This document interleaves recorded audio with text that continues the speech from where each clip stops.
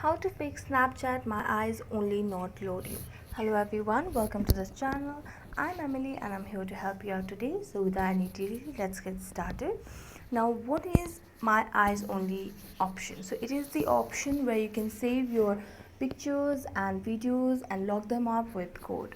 So what may be the reason for that? So first of all, you can just check for your Wi-Fi network and you can just change or convert from Wi-Fi to cellular and cellular to Wi-Fi.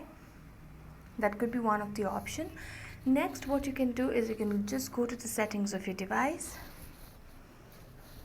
and then scroll down and you can find the option of apps. Then tap on manage apps. Now you can just search for Snapchat application on the search bar, or you can scroll down. Now go for app permissions. Now make sure that your files and media are given access for your Snapchat. Then go back. Now you can see the option of clear data at the bottom of the screen. Tap on that and make sure to clear the cache. After that, even if this doesn't solve your issue, then what you can do is you can just go to the Play Store or you can just uninstall the application.